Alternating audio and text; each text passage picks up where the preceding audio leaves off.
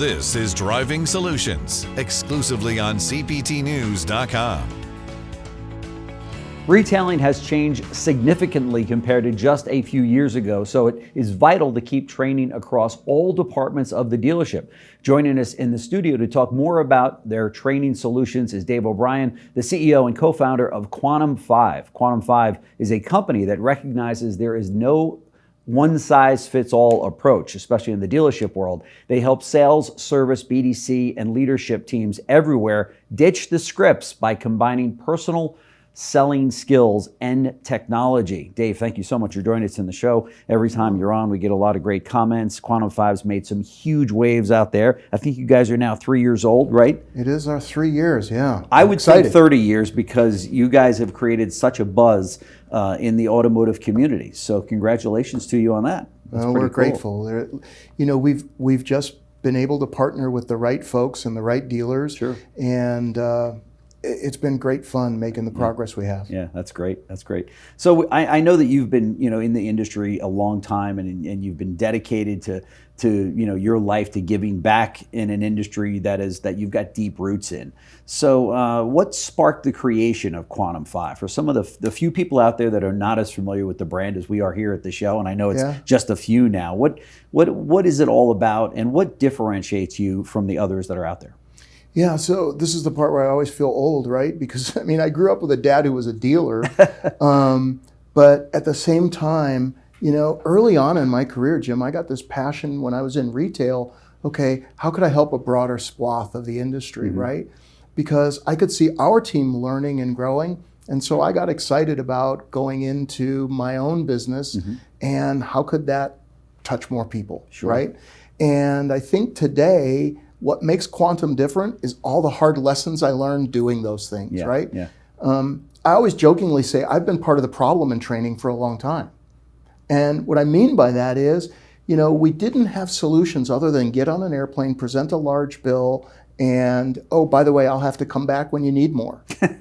And I think COVID crystallized it for me that, okay, wait a minute, what if there's no airplanes? Yeah. How do we still help people? Yeah, sure. And even after the initial COVID stuff, you had salespeople and dealerships who were, okay, I'm busy. I don't know if I want to see very many people. Right. And how do we navigate that? So Quantum was the outgrowth of a good friend, Ken Herforth. He's the co-founder of the company with me. Right. Ken was a technology guy. Okay. He was a creative guy. He was a producer of a movie called 7 Days in Utopia, a great golf movie. Wow. I know you enjoy a little golf too, right? So Robert Duvall, and so I had this friend who was creative, and he goes, hey, I'm working on this technology.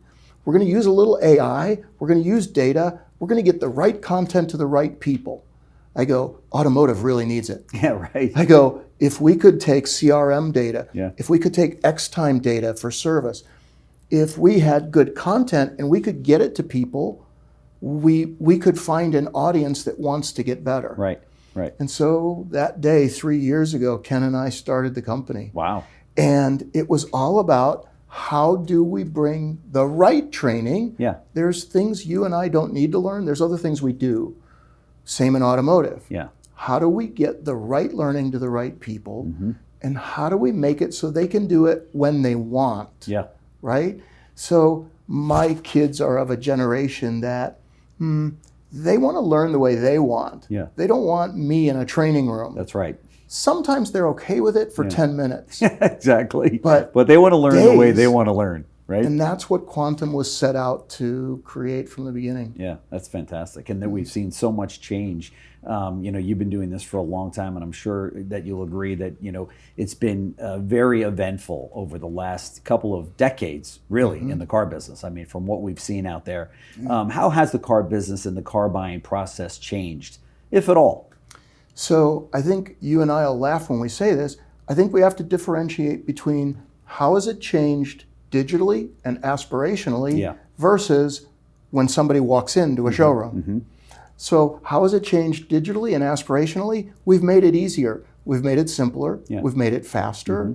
There's great companies out there that'll let you appraise your vehicle, can calculate your payments, they can do a soft pull, it can be accurate, right? So there's all this great stuff that happens in a digital environment that makes a customer go, wow, they listen to me. They're going to make this easier. That's exactly right. And then they pick up the phone. Uh-oh. And then they call a dealership and somebody goes, well, my manager really likes to look at that vehicle first. Right. You'll need to bring it in. We just went back 20 years. Yes. Yeah. And then when we make the appointment and we come in, the world slows down and says, well, let's go out and walk and look at some together. Right. I had a dealer the other day. I was with Sarah Van Tyne, who you know well. Sure, absolutely. And Sarah and I were talking to a prospect. Mm-hmm. And he said to us, I don't know that I need you guys. He goes, do you know what our closing percentage is? And I wasn't sure where this was headed. Right. And he said, it's 45%. I said, that's awesome. Yeah. I go, can we think through it together? Yeah. You do this with me, ready?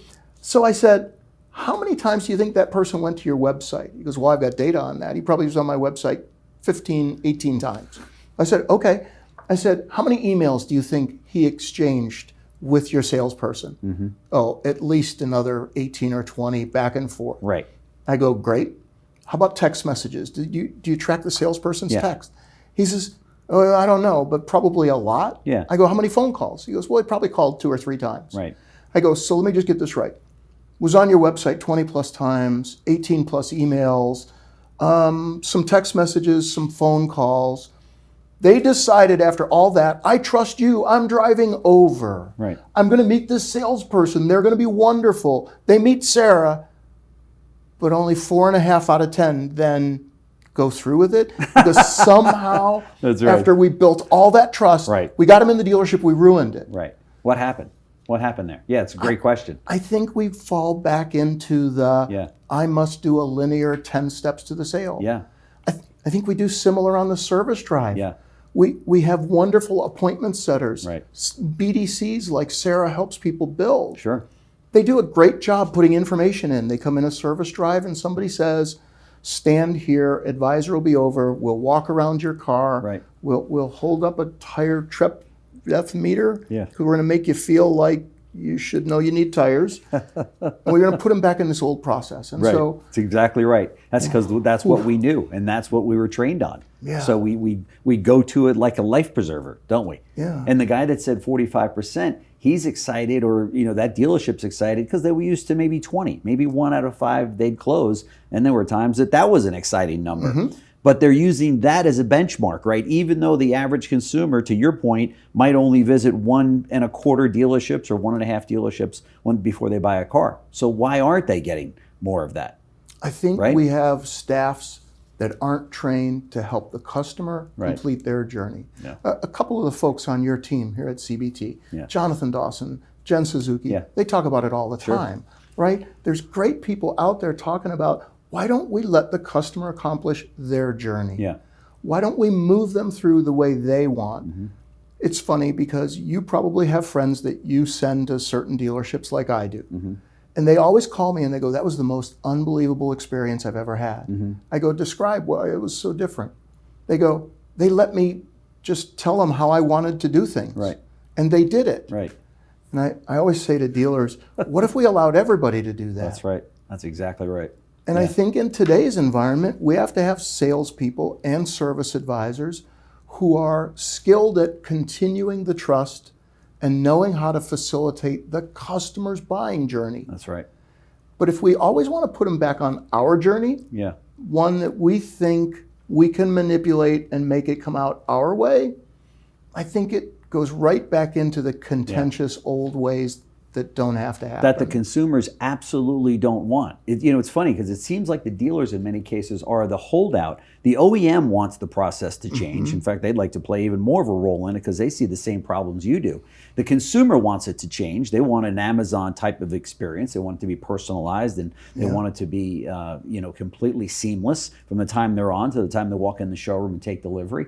But to your point, a lot of dealers out there, and I know I'm painting with a broad brush, so forgive me, dealers, but there's so many dealers out there, to your point, it's a great point, that want to bring that customer right back to the way they were taught 10 years ago, 20 years ago, 30 years ago, or longer in my case, because that's what they know, right? And the training is something that's so vitally important, especially to this new breed of associates that come into dealerships, right? Absolutely. Yeah. And I think sometimes, I don't know about you, I don't I worry that it's not the dealer. I worry it's that the pay plans the dealer put in place Yeah, that could be. that cause That could be. management Yeah, good to point. just put everybody back into the old It's flow. a very good point.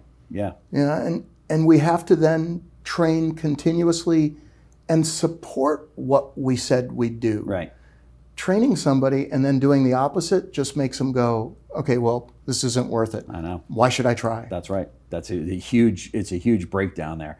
On the heels of the global pandemic, massive supply chain, that we see out there, issues, and today's economic state. How have customer expectations changed around the car buying and servicing of their vehicles? I think the customer's voting with a new currency. Yeah. Right? So I think we all thought of the currency that caused us to buy, no matter what we were buying, was, can you make it quick? Mm-hmm. We've been in that economy of make it fast, make this go easy for me. Right. And I think today the currency is changing to effort. Yeah. Don't make me have to work hard in order to do this. Yeah. And in automotive, I think we have to change the currency we're trying to deliver. I still fall in the bad habit of just saying deliver value. Yeah. I think we have to say effort reduction. How do we make this easier for our guests? Sure. When we make things easier for the guest, and then I'm going to talk crazy for a minute, how do we make it easier for our employees? That's the key. Because when we That's the make key. I agree. their life easier, That's right. they go out there with a completely different attitude. I totally agree. And, Yes. and we have to do easy on all fronts for the effort, Right. which is why learning has to get less effort. That's right. Which is why working a car deal, you remember, so go see that manager for a number. Now go talk to finance. Now go get the trade appraised. Stand here and wait. And don't look Crazy. at your customer. I'm laughing, but it's crazy. But we made it hard. Right. You and I made it through it. Lots of people made it through it. I know. And it wasn't fun. We didn't like it when we were going through it. And this generation says if you don't make it fun and if you don't make it easy, Yeah. I'm not really worried about the money. I'll work somewhere else. Yeah. Yeah. And we have to start putting together those things consistently in automotive. Yeah. And there's great dealers who are, just like you said. Exactly. We too have a tendency to paint with a broad brush here at CBT News. But by the same token, there are a lot of dealers that are still living in that yesteryear mentality that just doesn't connect with, to your point, not just the consumer, but that employee that comes in and says, wait a minute, you guys are saying one thing in your marketing and you're saying one thing, maybe even in the training. But when I get out with that desk manager, he or she, they're telling a whole different story. And now all of a sudden we're back in conflict, and it doesn't work. I get biased by some data. Yeah. So we did our first acquisition last year. Mm-hmm. We shared it with you at NADA, and you helped us share it with the world. We Sure. bought the old ESI Trends company, now called the SIQ. Right. Largest employee satisfaction measure in automotive. Okay, forget that we bought it. There's cool data there. Yeah. So this year alone, we've done 79,000 employee satisfaction surveys in automotive dealerships. Oh my gosh, that's fantastic. Okay. We now, got to talk to you after the show to get you back on here to share some of that. Add to that, we're the company that NADA has trusted for 18 years Wow. to do the NADA workforce study every year. Oh my gosh. Wow, that's So great. I look at this data of what people in automotive say. Yeah. I wish my manager would be more like this. I don't know why the buying process has to be like this. Yeah. And when you read the verbatims of what they say, Yeah.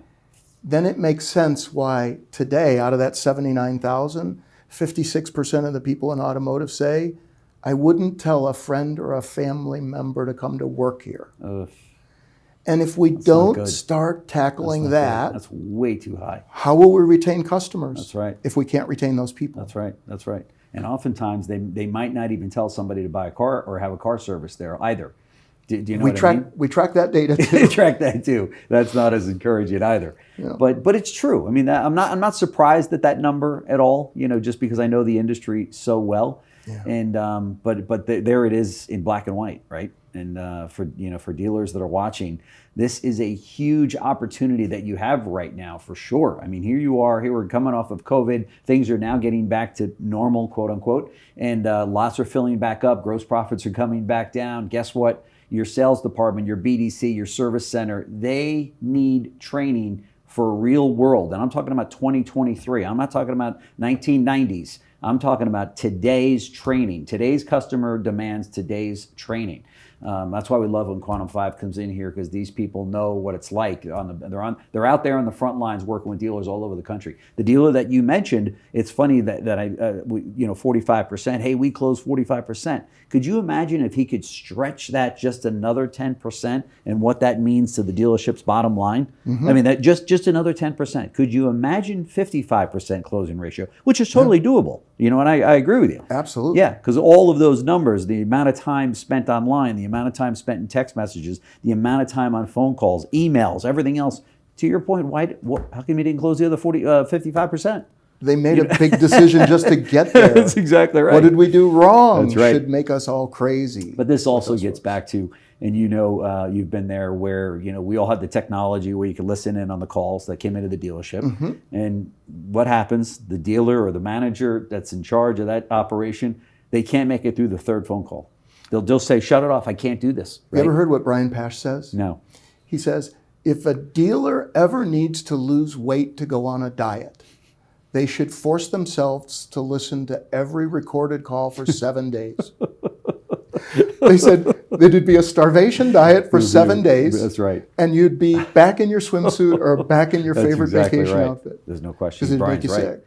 And it's sad. It's sad. But I think, don't you agree? Of course you agree. We're heading up a leading training company. But this is a huge opportunity that dealers have coming out of COVID and everything that we've been through. And as you know, because it was like shooting fish in a barrel, whether it be on the service side or whether it be in the sales side, guys and girls, that is not the car business. You know it in your heart of hearts. You know that unless you jump on this training and you take good care of your sales people and your service people, which in turn is like taking good care of your customers, let's face it, okay? But if you don't address this, you're lying to yourselves. You know that. I mean, that's the way that it is.